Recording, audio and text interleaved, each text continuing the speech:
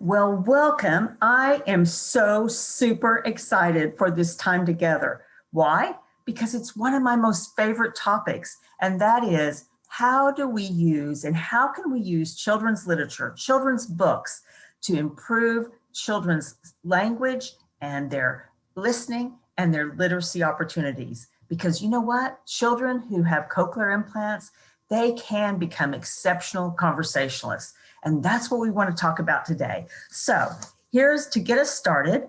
As required, I need to tell you about my financial disclosures and that I am CEO of Hearing First. And you can see my non-financial disclosures in terms of the organizations that and the boards I have belonged to. So here we are. I love this picture. And do you know why I love it? Because we are all on this journey together. But the most important people on this journey is you as parents of children who are deaf or hard of hearing. And I love the picture because what it tells me is that there have been families who have gone on before us. There might be a little bit more ahead of where you are in your journey. And there's families that might be behind you or just starting your journey. But we're all on it together. And one of my most humble privileges is when families invite me to walk along beside them and support them in their journey to teach their child to listen and talk. So you are the most important people on the entire cochlear implant team. You know your child best, and you need to be our guides in that. And I have to tell you, I have learned my best lessons from parents. And it's from parents that as we talk about the topics today, I'm going to share what parents have taught me and what I have learned from them so that together we can be partners, because that's what it's about, is a partnership. So welcome to the journey. And one of the terrific things about online spaces, such as the Hearing First Learning family to family support community, is you can connect with other families just like you, and maybe connect with families who are a little further down the road and ask for their insights and about their experiences. And then also you can encourage families who are perhaps maybe a few steps behind you on that journey and encourage and inspire them. So we're all on it together. And I love it because there's a well-worn path, meaning that the science of what we know about developing a child's listening and spoken language, there's science behind it. And it's behind this science that goes before us with research, with parents, and with improving listening and spoken language outcomes. So let's get started on our journey together this afternoon. One of the things that, and I know this is what's interesting, is that I think there's a broad base of representatives of children with different ages. So I think in the audience today, there's some of you who have babies, some of you who have maybe toddlers and preschoolers, and some of you might have a little bit older school children.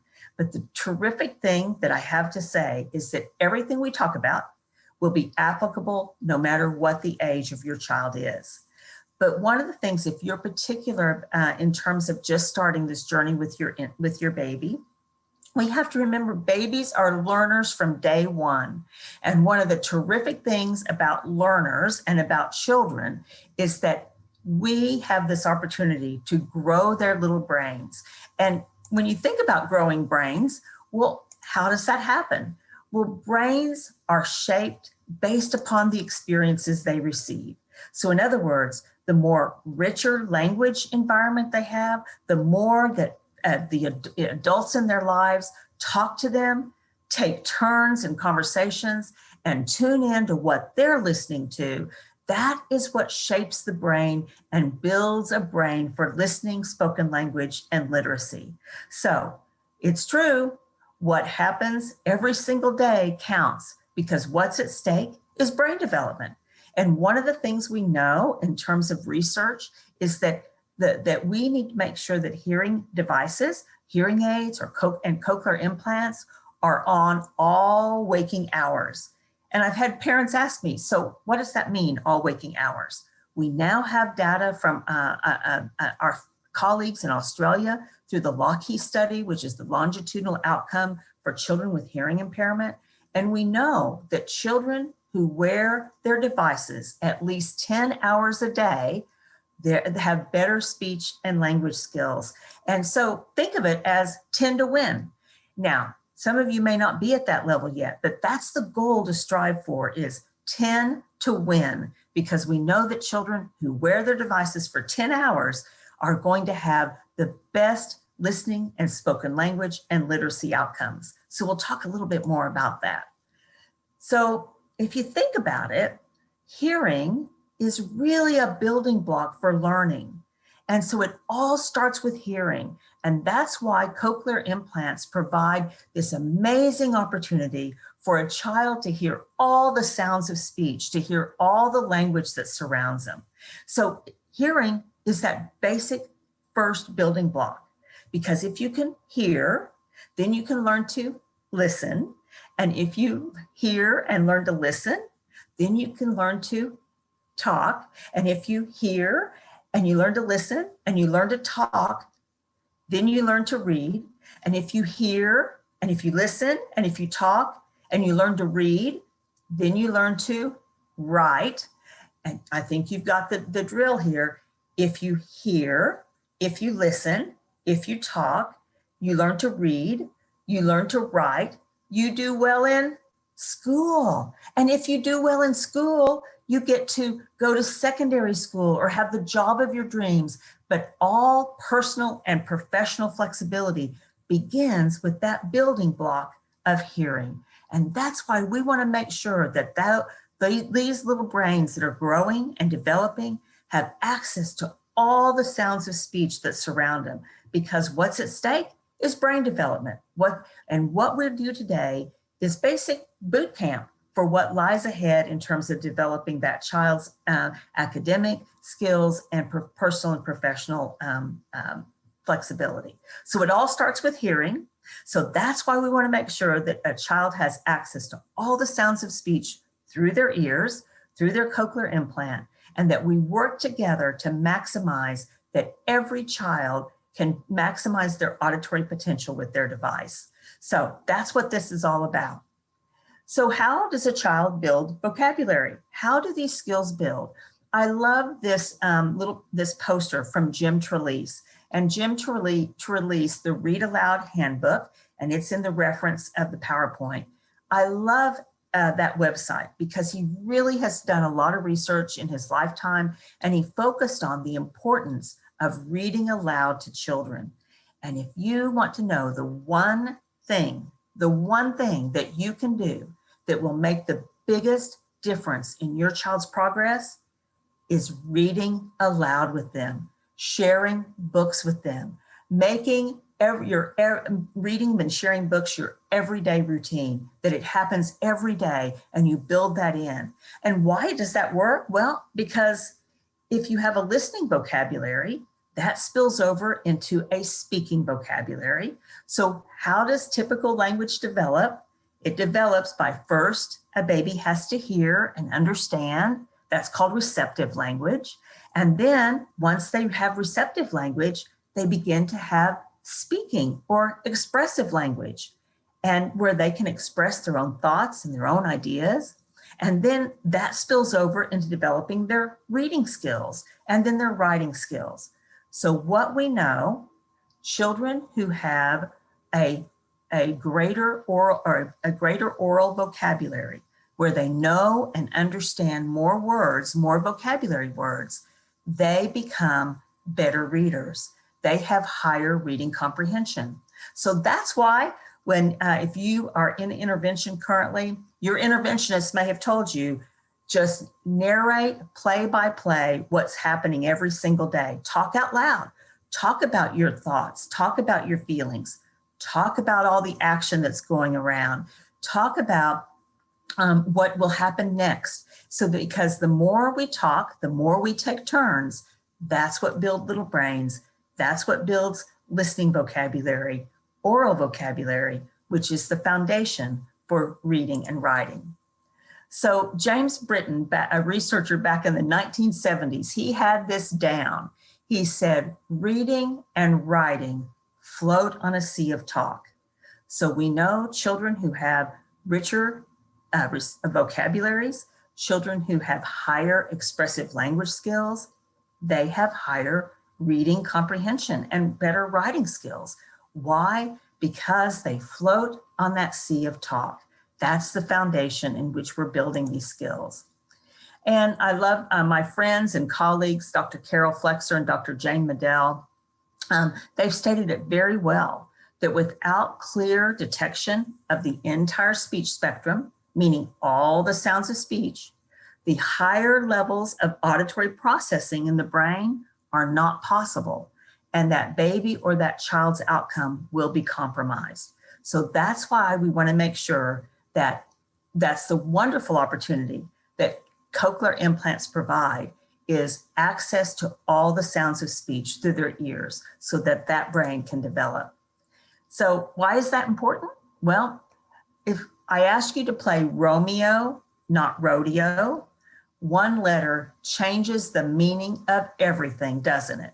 And that's why we want children to be able to understand and to hear every single sound of speech, because it does make a difference if you're asked to play Romeo versus rodeo. I'm the mom of 2 boys who are grown now, and I can tell you, they would not have appreciated having to play Romeo when they thought they were suited up for rodeo. So one letter changes the meaning of everything. The other thing to think about is the way little brains work is muddy in, muddy out. And what I mean by that is children talk like they hear. So children need to have access to audible speech, meaning it has to be loud enough for them, and intelligible speech. It means they have to be able to tell or discriminate the differences between sounds. So when children have speech that's loud enough, speech where they can discriminate all the sounds of speech, that's when they have clear articulation. So muddy in, muddy out. And that's why we want to make sure that as we work together with that programming audiologist, that we're providing feedback, and the feedback you provide to that audiologist during mapping sessions is critical for you to notice and share if there's any certain words or certain sounds that your child is having trouble producing, or that you notice is missing in their speech. And that's how we can work together to make sure that that child does have access. So muddy in, muddy out, children talk like they hear. That's why we need to have access to all the sounds of speech. All right, so I've been talking a while, and I think it's really important for us to see a child. And it's really not very fair to be talking about children and not seeing children. And so I'd like to introduce you to a little one named Jacob. And Jacob was he failed his newborn hearing screening, and he was diagnosed at 6 weeks of age with profound bilateral sensorineural hearing loss. His parents knew that they wanted Jacob to learn to listen and talk, Jacob was born into a family with 2 hearing parents, and they wanted him to participate in the language of the home, which was spoken language. And so they began, and they immediately had him fit with hearing aids, and they began auditory verbal therapy, or therapy, listening and spoken language, that teaches a child spoken language through listening. But we knew from the beginning that Jacob was profoundly deaf, and that we knew that this amazing device of a cochlear implant would be the way that his little brain could access all the sounds of speech through his ears. Why do I keep saying that? Why is that important? If I ask you, how did you learn to talk? Well, you learned to talk by listening to your parents, to your siblings, to your cousins, to your grandparents, to your neighborhood kids, because that's the human brain is pre-wired to learn spoken language through their ears, through listening.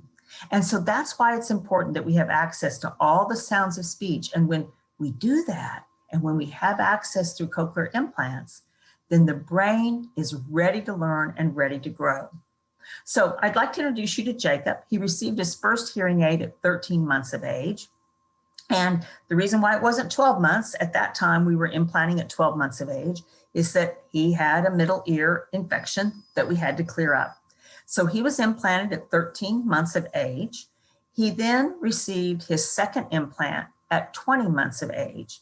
And so in this clip, he has been listening with bilateral cochlear implants for a total of 27 months. He's 3 years, 11 months chronological age. And I want you to listen and think about what he's doing, okay? I want you to think about, what do you think of his vocal quality? How does his voice sound? How's he doing on his articulation, making the sounds of speech? How's he doing understanding that letters make sounds, and in terms of that, what we call phoneme awareness? And so think about all those things as you watch Jacob, and then I'll talk about him on when it finishes playing.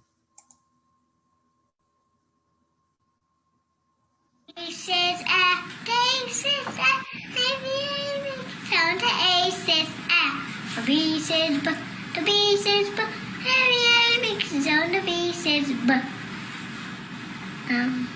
The C says K, the C says K, A makes a sound, the C says K. The D says D, the D says D, A makes a sound, the D says D.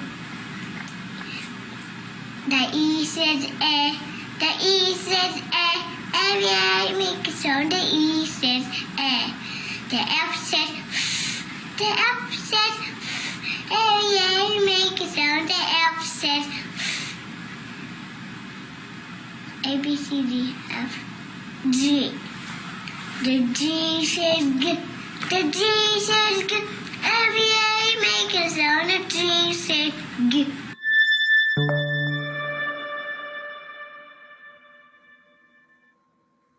So I won't make you listen to the whole alphabet. I just wanted to get the fist pump in because it shows that he had to really think about it and his strategy to go back through and say all the letters of the alphabet.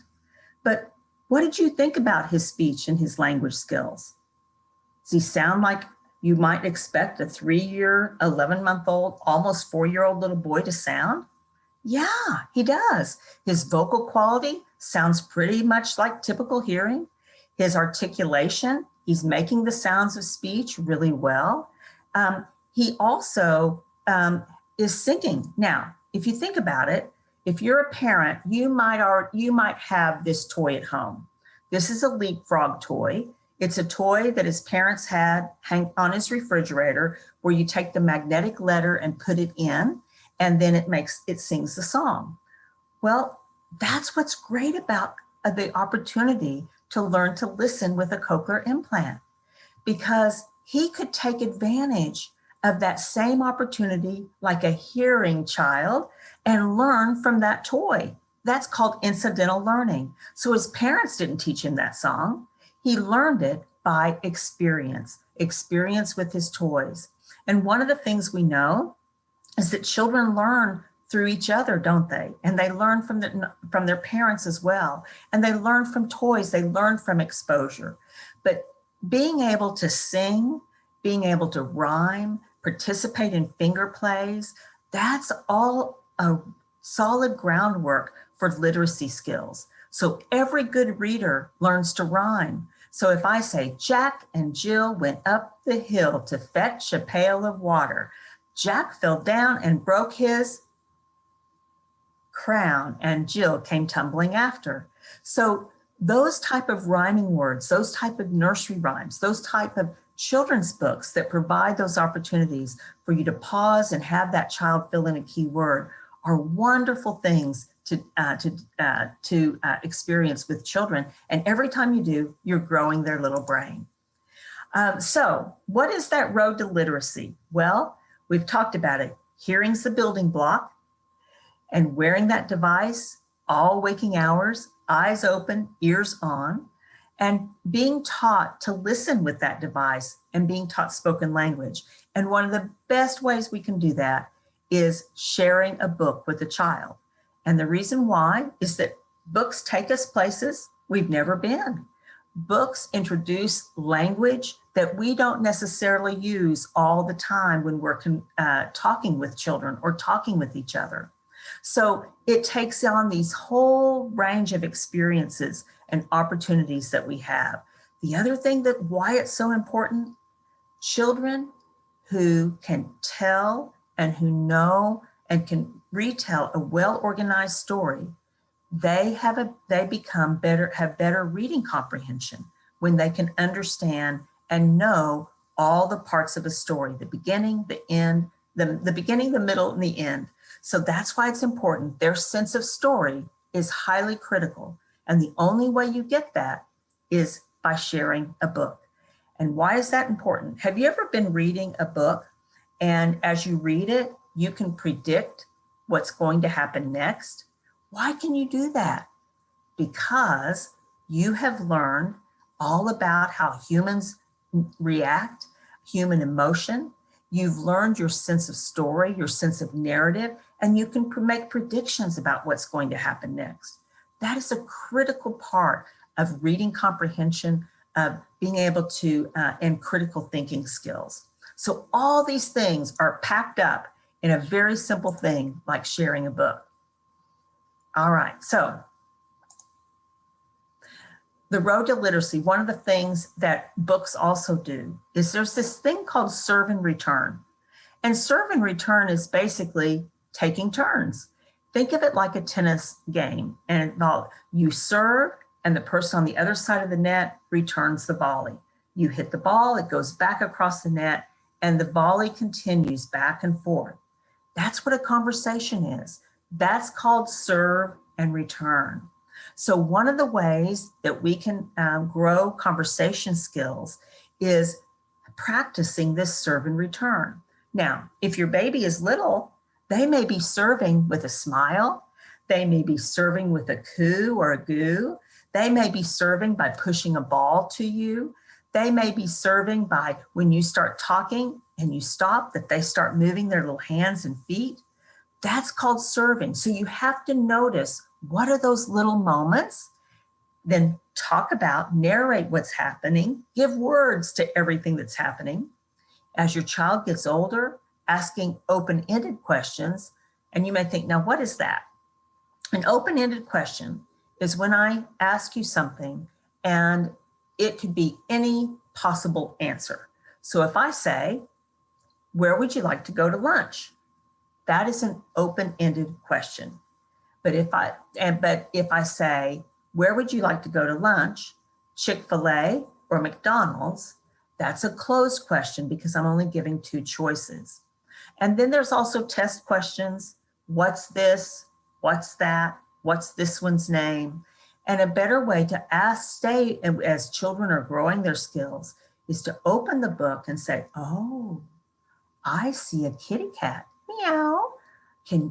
I see a kitty, and pause and let that child find the kitty cat naturally rather than pointing and saying, what's this? What's that? And putting them on the hot seat.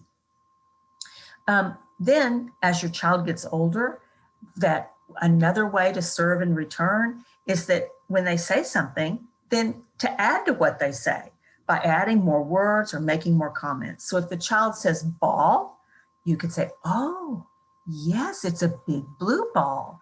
Let's roll the ball. Let's bounce the ball. Here comes the ball. So that you can see we add more words and add more language. That's important because that again models for children how to put more words together in their expanding vocabulary. The other thing is that we need to practice waiting for a response. See, little ones don't have this whole lifetime of language and experience in their heads. And so they take a little bit more time to process and to have their wheels turn just a little bit. So pausing, waiting, looking expectantly, and that signals to the child that it's their turn. It's their turn to return back to in the conversation. And so make sure that we're providing that time, because I have a problem with wait time. I have to really remind myself because I can get real excited, but providing that opportunity to pause, to wait, to let that little child formulate their thoughts into words, because when we rush them, we are robbing that little brain of growth and of opportunity to grow. All right, so next, one of the things that I wanted to load up in this deck is that at Hearing First, we have a wonderful handout about serve and return. And so I provided that link for you so that you can go and read more about it and get a checklist of how you can help your child with serve and return, because it's so critical. And then as we begin with babies and toddlers, well, there's some strategies that we can use, some techniques. And one of the first things as sharing books with little ones is that we call hear it before you see it, or audition first. What does that mean? It means we talk about the next page before we turn the page. We talk about what's under the flap before the flap raises up. Another thing we can do is use Post-it notes and create our own flap books and to talk about what's under the Post-it note and have the child peel it off. And then that's hear it before you see it. We want ear contact before eye contact. Why? Because we're wanting to grow those listening skills, because we want listening to be a strength for every child so that they can then improve and build upon with their reading and their writing, their talking and reading and writing. The other thing is I've talked about already, and that is narrate what you see. In other words, that be a radio announcer where you do the play-by-play of describing everything that's going on. That's important because, again, you're modeling lots and lots of language. And one of the things we know, children who hear more words as they are before the age of 4 years of age, that's whose little brains grow and develop to expand in terms of and for their reading vocabularies. The other thing is make listening easier and make it fun. Be a drama mama or a dramatic daddy. In other words, sing and have fun. That's why when we talk to little ones, we have what's called motherese, or I like to call it drama mama, or be a dramatic daddy, where we use higher pitches, lower pitches, and maybe even as we're sharing books, using different voices for different characters, making all kinds of fun things in terms of singing, in terms of making up songs, and as we share books. We don't have to read every word by word. It's talking about and having the conversations. And then it's your turn. We've talked about serve and return, pausing, waiting, perhaps pausing and letting the child fill in a key word or a key phrase. All of that is how we can open a book and fall into a conversation, which is a very important for this road to literacy, for children to develop their reading and their writing and academic skills. All right, let's see what those look like. I'd like to introduce you to a little one. And this little one passed newborn hearing screening, but then she initially, supposedly, but her parents became very concerned that she wasn't hearing. So this little one was diagnosed at 10 months of age and received her first set of hearing aids at 10 months. So in this clip, she's 17 months old and she is wearing her hearing aids. And I want you to remember her because you're going to see her at the end of our time together. But part of what I want you to see is what happens. I will start, the mom had shared that she was really having a struggle with sharing books with her daughter because she didn't do as well at home when she shared books as what she was doing in the intervention session. So I want you to watch how we're doing and what happens as we use audition first, hear it before you see it. We're going to talk about things on the page in the book before we share them. I want you to think and note how we add more information, how we become a drama mama and make it fun. I want you to add in singing. And as you watch that, watch the difference in Harper's engagement and what she begins to do. So this one's a really fun one to watch.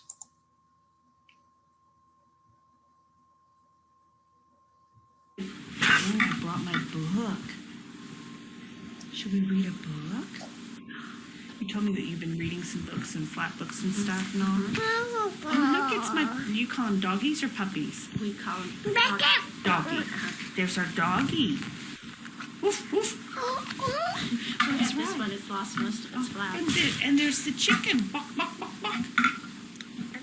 That's right, I hear the chicken. Here, I'm going to give this to Mommy, okay? And let's read our book. Hold on. I think I can just... Here. Oh, look, there's our book. Look. Ready? Spot goes to the farm. I have some baby animals to show you, Spot. Let me. Did Daisy have a calf? Harper. What? Daisy have a calf? No. Ooh, said the cow. Yeah. Did Holly have her foal? Not yet, Spot. Me, said the horse. Yeah. Okay, you're right. Oh, no. Where? Oh, my goodness. Look. There's her doggy. Oh, no. It's an animal. It goes hop, hop, hop. Hop, hop, hop. What is it? Oh, it's a rabbit. Hop, little rabbit. Hop, hop, hop. Yeah, hop, little rabbit. Hop, hop, hop. Oh, let's turn the page. Where's Spot? Oh, I think he found a chicken. Mommy, what does the chicken say? Cluck, cluck, cluck. Buck, buck, buck, buck. Chicken. Buck, buck, buck. There, you know, look, he found a sheep. Mommy, do you know what a sheep says? Bah. Bah. Bah. That's right, there's our sheep that says bah. Oh, you know what he's looking for? Now he's looking for the duck. Quack, quack, quack. Quack, quack, quack. Okay, now I'm going to give this back to you. And this, what I've been trying to do is audition first. Okay, where she hears that, you know, this obviously is going to be. Wait. You might have to. Harper, it's a goose. Do you remember what it Do is? what a goose says? Honk, honk. It's a goose. Honk, honk. Oh no, and he's mad. He's chasing Spot. Say, run! Run, Spot. She's really good and nice with imitation. So You know what's behind audition here? first. Oink, oink. Oink, oink. It's a pig. Oh look, Oink, there's the oink. mommy and there's the baby. You see the baby pigs? You see the babies? Oink, oink. Oh, Are you ready to tell the book bye-bye? Okay. okay. Yeah.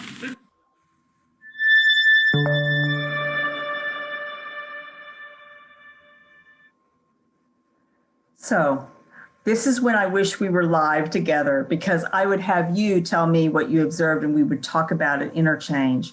But I hope you observed changes, what happened, that when we began to use what I call learning to listen sounds, like bok, bok, bok, and we began, and hop, hop, hop, when we began to sing and make it fun. Did you notice how Harper's behavior and her engagement changed rather than reading word for word? I hope you also noticed how adding comments in, such as, oh, that goose is mad, or look at there, there's the pig's babies. I see the babies. So I hope that you can see how those things can come together as you share a book versus reading that book word for word when they're smaller like this and younger like this. All right, so we've talked about what happens as preschoolers now, that as a child gets older.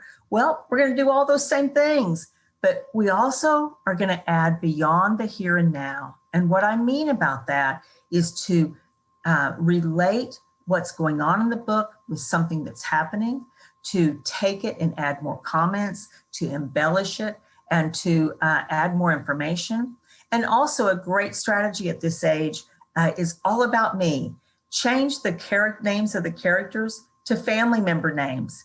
Instead of brown bear, what did you see? It could be Harper, Harper, what do you see? Mommy, Mommy, what do you see? Change, instead of the three little pigs, it could become where they're whatever family you are, and talk about those characters. Children love that whenever you make it all about me to have them become more engaged with the book. Another way to do that as children get older, there's kind of some conversation starters and higher thinking starters. It's kind of, think of this like a starter. In other words, asking a question like, what if you were the bear? What would you do? What if you were the hungry caterpillar? What would you eat? Oh, I wonder what will happen next. I wonder what his mommy is going to say. I wonder what your mommy would say. Ooh, what do you think could happen if he forgets his backpack? What do you think will happen next? And then, and so all of those become those types of higher order critical thinking starters. And then to take and expand that beyond the here and now, it's, one time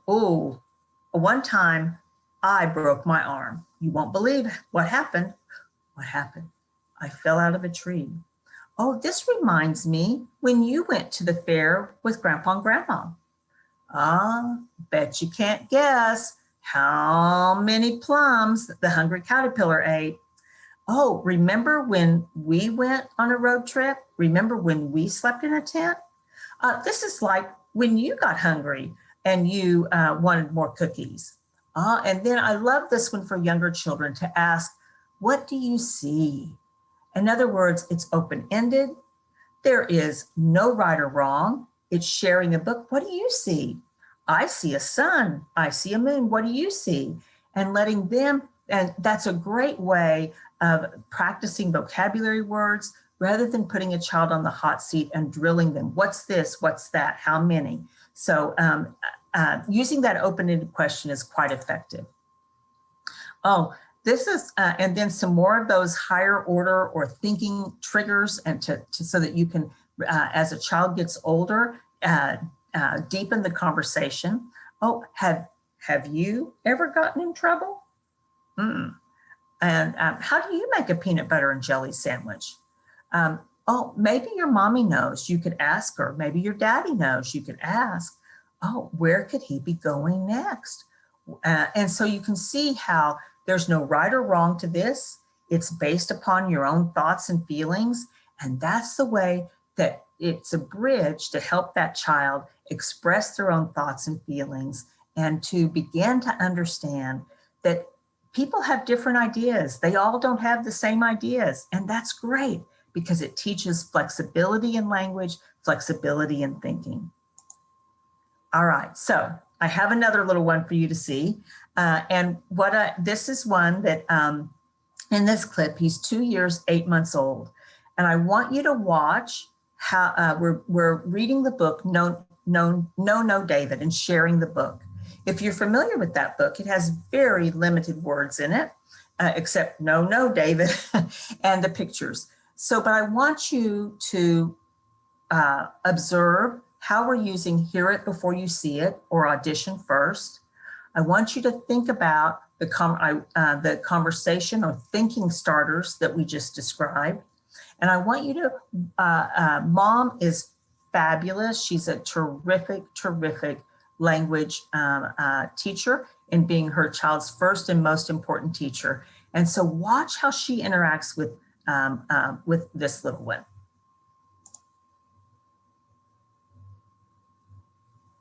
Oh no. Now David is playing and he's being too noisy. I see it. He's banging the pots and pans. That makes a lot of noise. Look. David is banging the pot. That would be very loud. And he says, David, be quiet. The baby sleeping. You're right. The baby might be sleeping and we have to be quiet. Don't wake up the baby. Just the baby one. Maybe his daddy is sleeping and they don't want to wake up the daddy. What's the daddy? Well, he's sleeping. Who else could be sleeping? Sister, Brittany might be sleeping. It's Zachary sleeping. Well, yes, Zachary could be sleeping. Or you could be sleeping.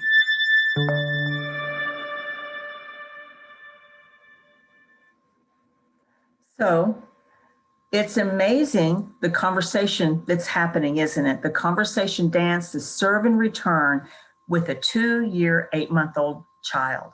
And that I love it because did you hear how we gave him more time, more pausing and waiting? And it's almost like you could hear the wheels of his head turning, couldn't you? Of processing and understanding the conversation. And then he offers his idea that he himself could be sleeping. But so you can see we're using family members' names, we're using who else could be sleeping, open-ended questions. And so building a whole conversation and back and forth, serve and volley, so that Zachary is becoming an equal conversational partner. He's not just being thinking that conversations are about him only responding. He also has to understand that conversations are about initiating too. It's about responding, listening to what's being said and responding to the comments and participating in that conversation dance. Now, you can see how all of that begins to lay a critical foundation to prep his little brain for reading and writing. So, you ready? Let's fast forward 2 years, okay? And I want you to, this is the same little boy and the same wonderful mom. And this time we're looking at and sharing a different book. And I want you to think about the level of conversations he's now having. I want you to think about how he begins to advocate for himself by asking when he doesn't know or understand something. I want you to think about that how he is engaging in the conversation. Think about those starters, those thinking starters, those probes like we've been talking about so that we can up-level the conversation. So that's a lot to watch for, but I think you'll get it. Here we go.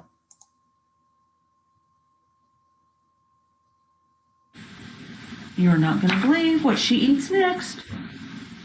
It's a piece of clothing that you wear in the wintertime around your neck to keep your neck warm.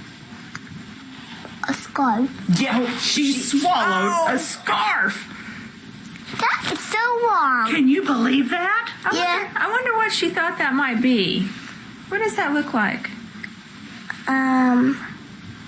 Do you eat something that's long and has sauce on it? No way. No, he doesn't. You don't? I bet Mommy does. Brittany and Mommy like to eat spaghetti.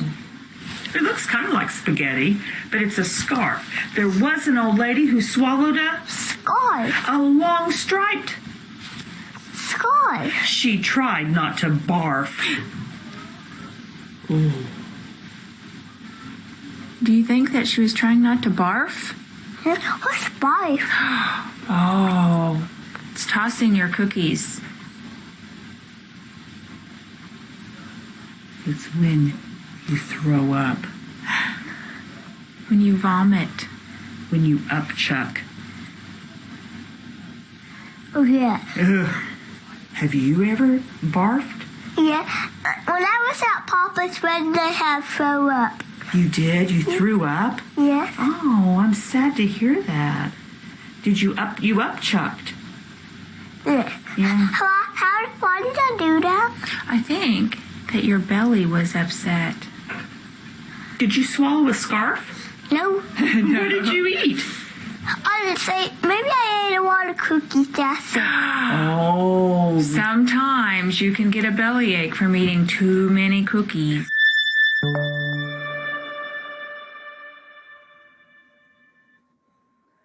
So I hope you weren't trying to eat lunch during that little clip, but that is another example of getting out of the rut.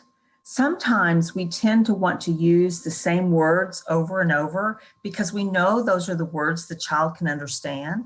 And we need to be using different words that might mean or describe the same thing.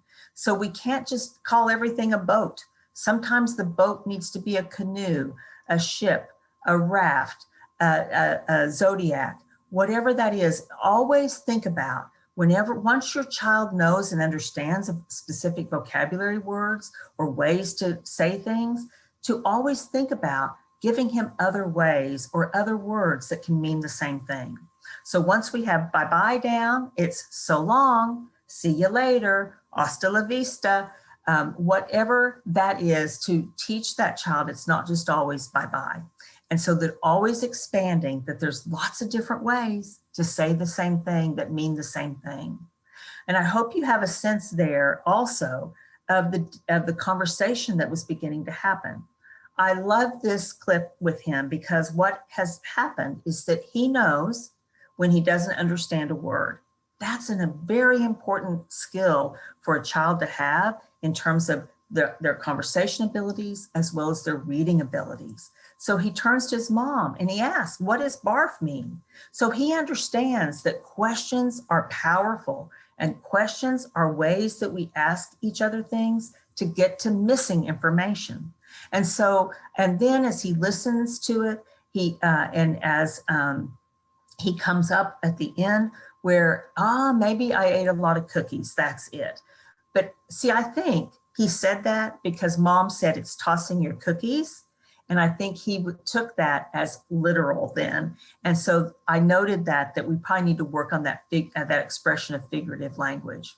The other thing that happened here is that, did you notice that when Zachary had trouble, I'm going to say with the grammar of the sentence, a more complex sentence of asking me something, did you notice how mom leaned in and said, you could ask, you could say, and she modeled that sentence. And then he turned to me and modeled that sentence. So lots of terrific things going on there with how that mom is supporting Zachary to grow his skills and become a great conversationalist in a very natural way. All right, so we're talking about sharing books. These are 2 of my 3 grandchildren, but one of our favorite books to share is Goodnight Gorilla. And what I'd like to do is just very quickly with a couple of pages, practice, what would you say? So if I were sharing this book, I might, before I turn the page, I might say, oh, you won't believe what this gorilla is doing. And then turn the page and show them that, he's stealing the keys. And then I might say, oh, what do you think the gorilla will do next? And making that prediction, I wonder why he wants the keys. Do you think the zookeeper knows the monkey is taking his keys? I don't think so. Well, let's see what happens. What's going to happen next? Oh, they're going to go see an animal that has a hard shell and it only comes out at night. And do you know what it is? It's an armadillo. They go, and so I'm describing, giving clues about the next animal. Armadillo is kind of hard to give clues, isn't it? I was trying to stay away from roadkill. Anyway, so, but talking about it, and again, I wonder what the monkey is thinking. I wonder what the elephant is thinking. I wonder what the zookeeper will do next. And then talk about, oh, you won't believe it, but they are all following him home. And then I would turn the page and we would talk about all the animals going in the house and following the zookeeper. Does he know that's happening? What do you think the animals will do when they get in the house? And then it goes on and we can talk about, oh no, now there's a mom, the wife is in the bed. Do you think she knows all the animals are there? What would your mommy do if she found animals in her room? What do you think she would do? And then, I think she'd scream. Yeah, well, I think that's what happens. Anyway, and then it comes, she takes all the animals back. If you're familiar with the book, And she starts back, and she's saying, good night, Zoo. And so what would be a conversation article? Well, a conversation starter, a thinking starter. And that would be, uh-oh, what's that cheeky monkey doing? He's being very sneaky. And I might build on all kinds of ways to use the word sneaky. And what are some other words that might mean the same thing? He's being mischievous. Do you think he's being naughty? All of that we would talk about it. Do you think the mommy or the wife knows that the gorilla is still behind her? I don't think so. Anyway, the story would continue then.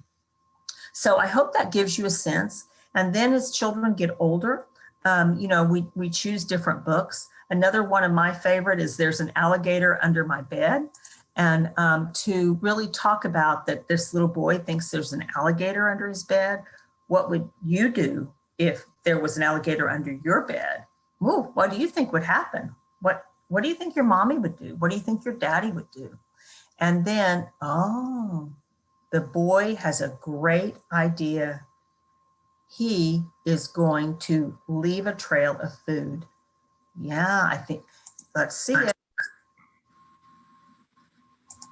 And, so here's the little boys going down the stairs, and we would talk about all the vegetables. What do you think will be the alligator's favorite vegetable? If you were the boy, what would you feed the alligator? If you were the alligator, what would you like to eat? So you can see how you can talk and then talk about all the different kinds of vegetables, make predictions. So that kind of gives a sense of this whole concept of thinking starters is what I call it as we share books. Well, one of the things that some of you in the audience I know have older kids, and with older kids, now we have to share stories of interest. If you make a poor choice of a book, you don't have to continue it. It's okay to say, not this one, let's try another one. I think it's also important to choose books that match your child's thinking abilities, their social skills, their emotional level. I have to tell you, I made them, when my own children were growing up, they loved Hank the Cowdog books for us to read them aloud. And so for Christmas, I bought my 5-year-old grandson, I bought them a set of Hank the Cowdog books. The problem was when we started reading those aloud to Drew, the first one in the series is about a murder that happens on the ranch. And that concept was a whole new concept to Drew at age just barely turning 5. And it was not good. And my son looked at me and said, hey, thanks, Mom, for bringing up murder to my 5-year-old son. But that was an example. He wasn't ready for that type of story because of his emotional level, his social level, his understanding of the world. So you know what? We've put those aside and we're doing reading other chapter books aloud. Another thing that is important is to select books that your child hasn't heard or seen on television, and so that it holds their interest. And so there's a lot here that keeps in mind that quality over quantity. It's not like you have to read 5 chapters a night. It's better to stick to reading, like, say, even 5 minutes every day, rather than thinking you have to read a whole lot to get started. The other thing is to limit the threats. If you don't clean up your room, we don't get to read tonight. If you don't pick up your toys, we don't get to read tonight. And eliminate that competition where we have to read and then you can watch TV. So those are kind of some of the tips for reading along with older kids that comes from Jim Trelease. And that's a terrific website, and it's in your handout as well. The other thing that's really important as we think about older kids and as kids grow in their age and in their abilities is for them to retell the stories. And that is so important because that develops their sense of story. And we know children who can tell better, well-organized stories are the better readers. So I've included in here a handout of tips and tricks of what you can do to help your child begin to develop that ability to retell a story. The other thing that's really helpful with that is to create experience books. And I've included that information in your appendix as well. And we can talk about that in a minute. But what do you do if there's reluctant readers? I mentioned that I'm the mom of 2 boys. They are children with typical hearing, but still I was trying to do all these things with them because what's good for kids is good for kids. And, but one of my boys was a reader and one of my boys was a reluctant reader. So we had to, and what I mean by that, he wasn't as gung-ho about sharing books, about reading aloud and listening. And so we had to work at it. So we had to establish it as a routine, as a part of our day, that after bath time, we always had story time. We made it a family affair where everyone was involved in that and engaged in it. We had to set examples of us dropping everything and reading. And it's okay to give yourself permission to skip parts and to get to, that might be parts that hold greater attention. Over time, we have to build stamina and be sure and have fun and act silly. It's okay to act out stories, to act silly with it, and to have fun. And most importantly, don't give up. So I hope you've learned some new tools to put in your toolbox so that you can grow your child's brain for listening, for spoken language, and for literacy. And that I hope you have some tips and tricks that you've picked up during our time together. So do you remember, I promised you that I wanted you to see, remember the little girl that was sharing the book with her mom, the bok, bok, bok, the hop, hop, hop. I want to fast forward. And now this little one is 8 years old, and she loves Taylor Swift, and she is getting to go to her first Taylor Swift concert. So they sent me this clip because she was so excited and she wanted to tell me where she was going, and this was part of the video of her, me trying to guess of where she was headed. So as you listen, previously, Dr. Lim talked about the importance of music, talked about appreciating music. And I want you to think about, you heard Jacob, the A says ah, and now I want you to listen to Harper and see what's possible for children with cochlear implants. Your pretty little mind, people throw rocks at things that shine and light. Can't take what our stakes are high. The water's rough, this love is ours. All right, so stakes are high. This love is ours, and that's that's so true. The stakes are high. And that's why in terms of providing children access to all the sounds of speech, you can hear, wow, she has grown and changed and is a pretty typical developing 8-year-old at this point, isn't she? She has a wonderful singing voice. She loves music and she thoroughly enjoys it. She even's got, you can hear the dialect or the slang or elongated how she's singing the song. And so she is well on her way, isn't she? And why? Because she could, because she had access to all the sounds of speech through her ears. And that's what's amazing about the hearing technology that we have today, that when we do what it takes, and what it takes means working as a team, what it takes is making sure that doing aggressive audiological management, that the child has access to all the sounds of speech through their ears, and then talk more. Tune in to what their interests are and take turns in those conversations. And when we do that, little brains grow, little brains flourish, and children become all that they were created to be.